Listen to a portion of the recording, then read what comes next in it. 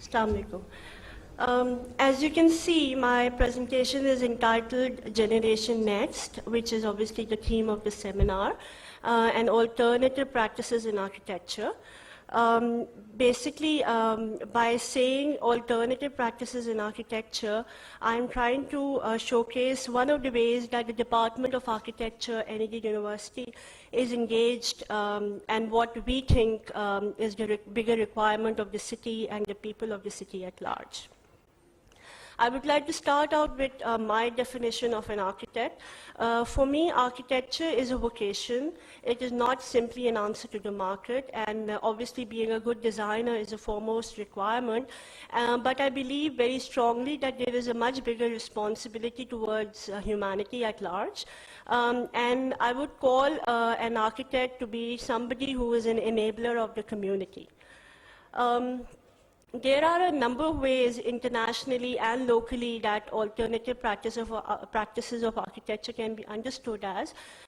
We can talk about naturally and environmentally responsive buildings, heritage conservation, urban design, housing, interiors, furniture, apparel, journalism in architecture, event management. But for me, as an architect, I'm engaged in architecture primarily as community responsive architecture. So when we talk about architecture in the city, in this context, in the context of Karachi and Pakistan at large, we have 60% of the people residing in low-income settlements, and they have basic kind of issues of housing and water and sanitation, and it's not about, so architecture and the profession is just not about limiting yourselves to a simple site, a kind of one client, but it's about, and it's not simply about capital-intensive, beautiful buildings. It's about the heritage of the city, both built and unbuilt.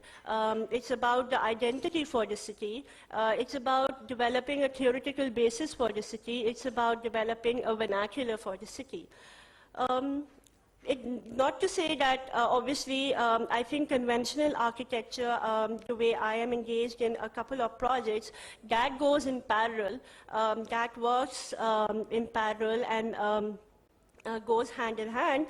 But when I'm practicing conventional architecture, my works are on simple lines, addressing the context, timing with landscape, and trying to incorporate the local climate. But the question that keeps popping to my mind is, how do my projects tie in with the bigger reality, the reality of the masses?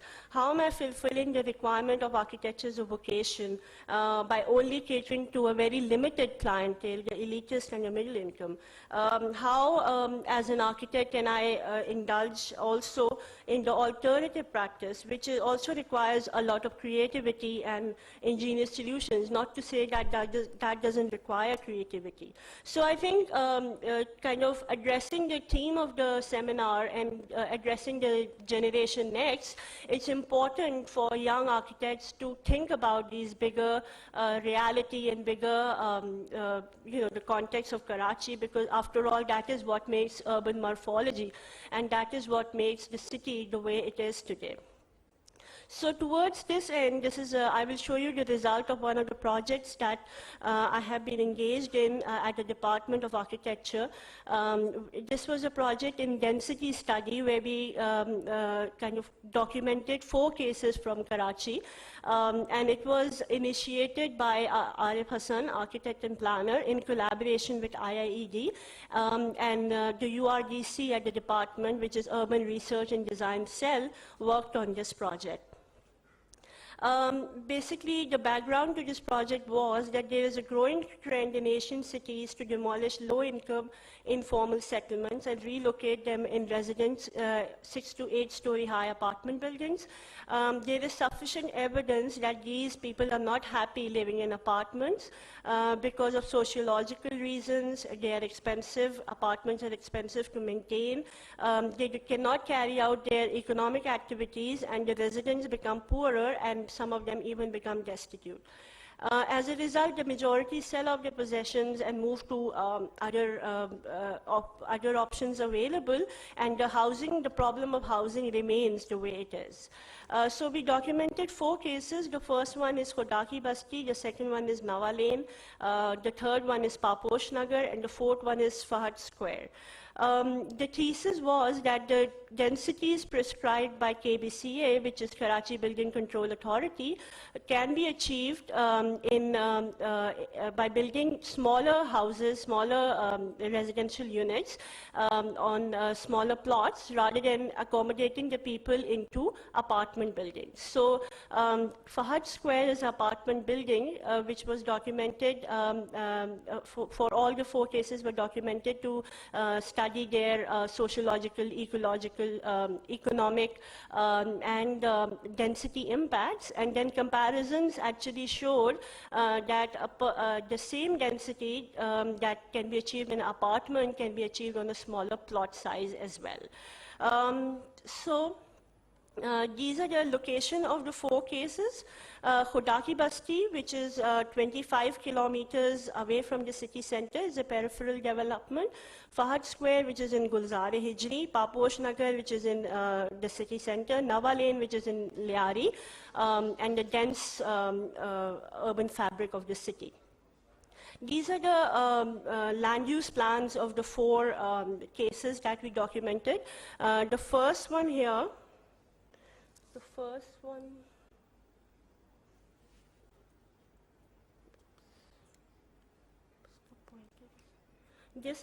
this one is Khodaki Basti, and this spine over here is a central spine.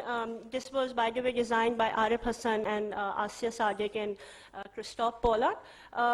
This spine was left to be the amenities and parks and all, and with every neighborhood had their own parks within them. Then this was the second case, which is Nawa Lane, which is organically grown, really dense urban fabric, is situated in Liari, and the streets are sometimes as narrow as 3 feet wide. This is Paposh Nagar, which had a very good balance between the built and open, and there were collective open spaces that were provided. And this is Fahad Square in Gulzar with commercial on the rear at the ground floor and apartments inside. Okay. These are the sections for the cases.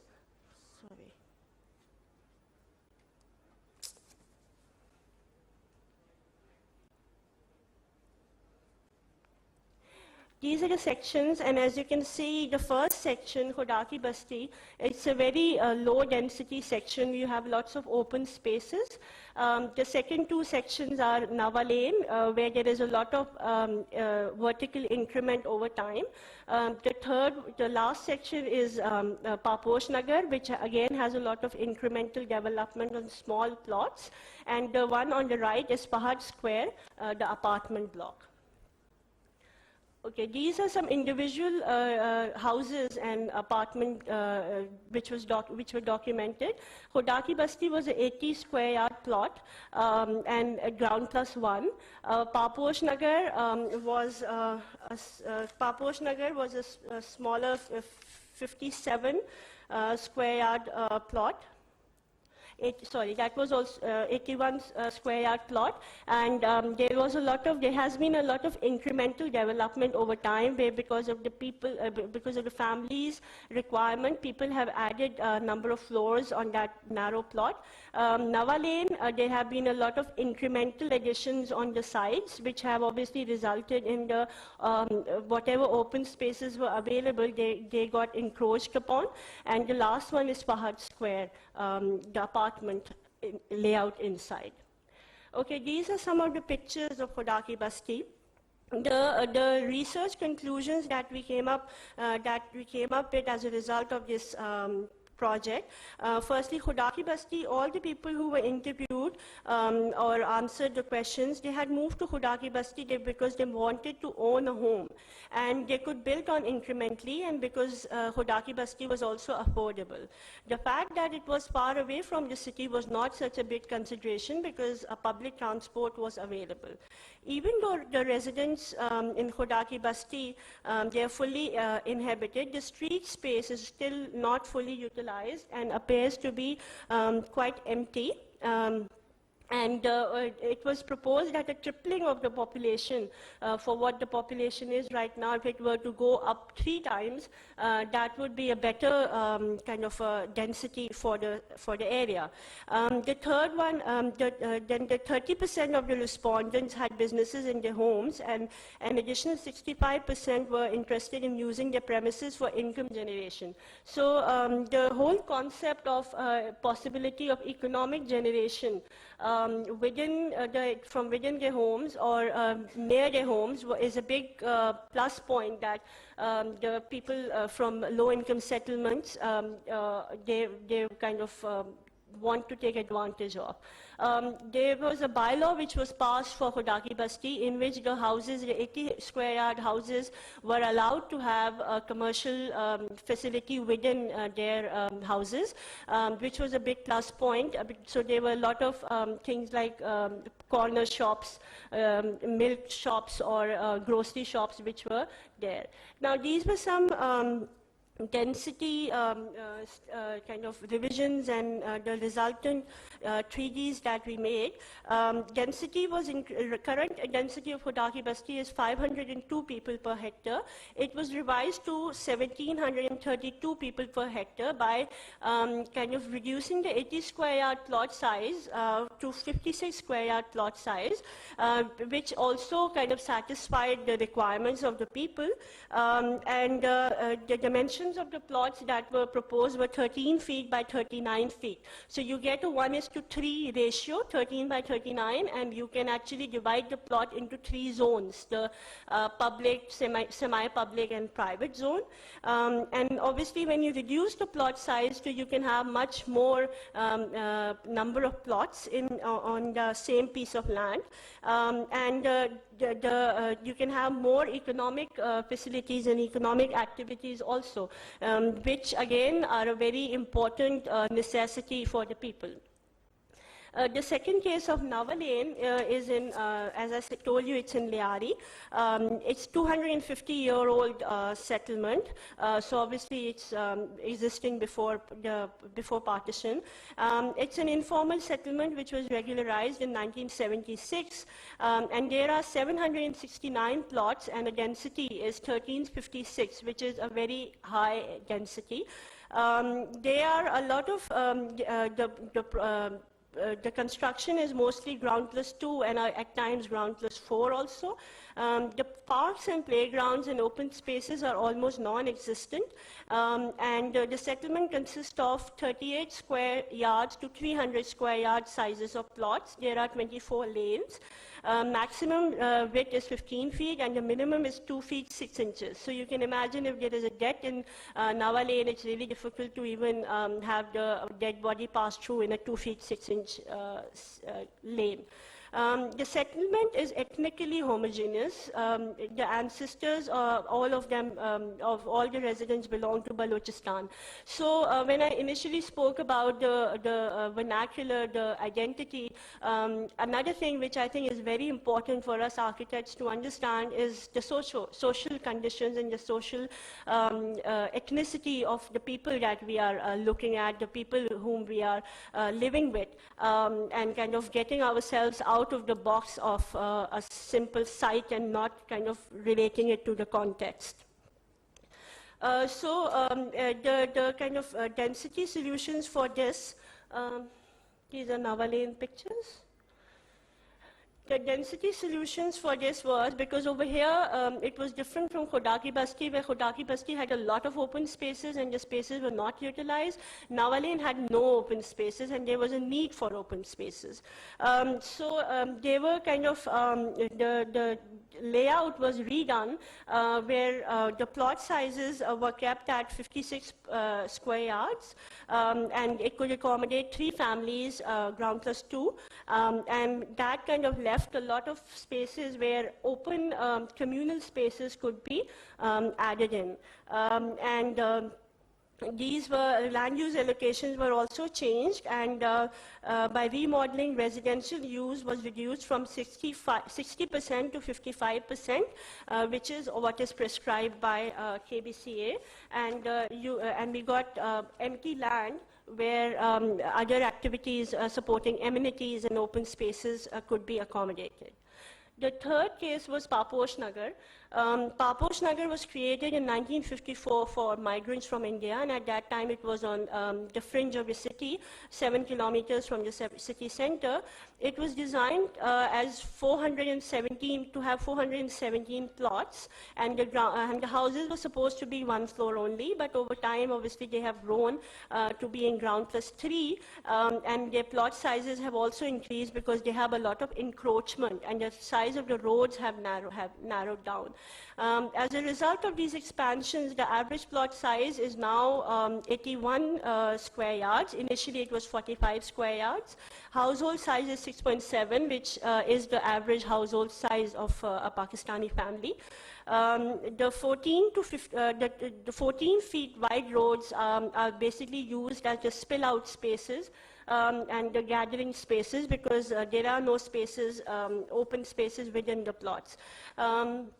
The majority of the residents want to have more space in their houses, and they want to accommodate additional economic support facilities like having a tuition center, having a beauty parlor, having a grocery shop, which obviously is the dire need of today in order to be able to sustain themselves.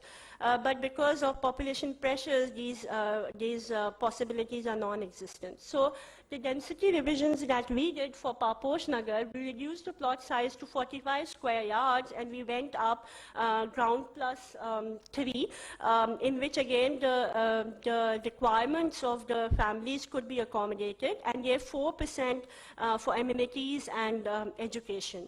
And by combining public and street spaces, Paposh Nagar was redesigned to relatively higher density without adversely affecting the physical and social environment. Okay, the last case, Fahad Square, is, as I told you, it's in Gulzar-e-Hijri, very near to Superhighway.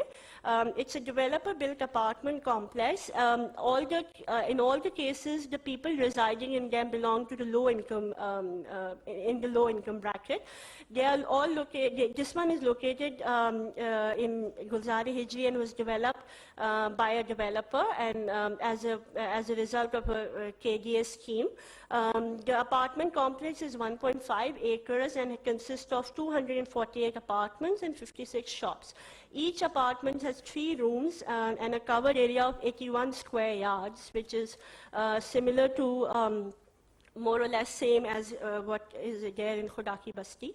The only difference is obviously Khodaki Basti is a house and this one is an apartment. So the entire complex is a ground plus 4 affair. The density revisions in this, what we said was on the same 1.5 acre of plot, let's not give them apartments, but give them row houses rather, where ground plus 1.5 row houses on a 36 square yard plot. So as a result of this, 152 plots were developed, leaving considerable space for social activities. So that was really the thesis that we started out with, that it's not always, it doesn't always work to give an apartment to a low-income group of people, because in an apartment they can't fulfill the requirements of economics and other social requirements that are very vital and which we architects kind of at times tend to overlook and not understand.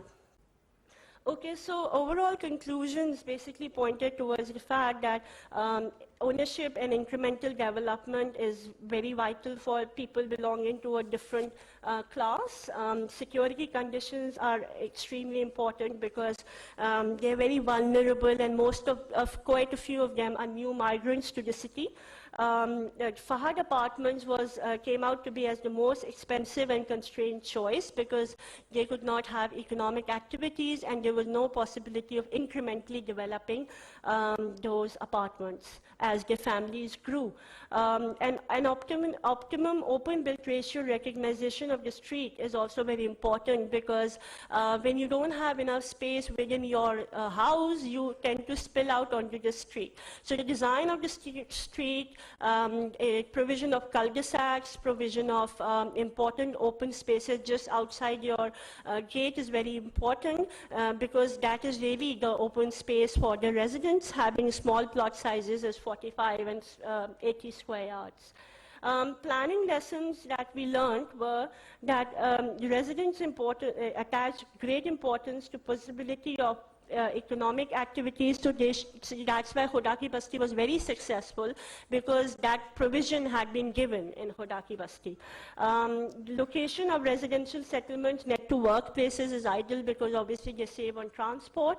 And future planning needs tend to incorporate technical support, which means if we can pass on a skill to our people where they can build the houses themselves and they don't shy away from putting the bricks of the houses themselves or mixing cement, then that is a very vital kind of contribution that can be done to the society. Obviously, women form the biggest stakeholder because women and children are the people spending most of the times in these houses, in these places. So their perceptions and their requirements are and their mobility and security is very important to be addressed. Lastly, I just want to conclude that because this is something, this is a question that keeps running in my mind, and frankly speaking, I'm not being trained in this way also as an architect, did not study, and it's really after graduating and after practicing for a while that I got engaged in these practices, that there are some very big questions that we are as architects, and especially the next generation needs to kind of address and take up, is that who we are and what is the city about, what are our values, what is our culture, who are the people we are living with. It's not good enough to kind of ghettoize yourselves and isolate yourselves and just build on a single plot without even, looking at the vernacular, looking at the theoretical basis for your city, or looking at a global setting also. What is Karachi really in a global setting? Okay, we may have a project, we may design a building saying that it's, naturally, it incorporates landscape, it incorporates environment and uses local materials, but how does it cater to the bigger theoretical basis for the city, or if there is a theoretical basis at all? We need to look at the wide variety of stakeholders. I think in our current situation, the builders are a very big stakeholder for the city. And fortunately for us, they're a new generation themselves also, and they understand aesthetics and they understand architecture. And if we as architects are able to convince them, because a big percentage of our population also lives in apartment buildings, which are not all of them are designed by architects, and obviously have a lot of operation and maintenance issues besides aesthetics. And also there is a misconception that these stakeholders, or when you're working with low income or underprivileged people, they don't understand creativity, or you don't need design ethics or design principles. I think that's a very wrong conception also. I think you need to be equivalently creative and equivalently come up with really indigenous solutions which are also affordable and usable at the same time. Then obviously interaction with the community is important in projects like these. You can't sit in your design studios and do the projects. You have to be out there in the field with the people. And then the question of scale keeps coming to my mind, that where is it that architecture really stops? Is it the sight line and that is it? Or do we go beyond into the urban space, as in design the footpath, design the neighbor's house facade? You know, when you're thinking about the new vernacular, you're thinking about the new aesthetic, you do need to think about where is it that you stop, and how far ahead can you go with all the limitations and all the creativities and lack of creativity that we have. Okay, thank you.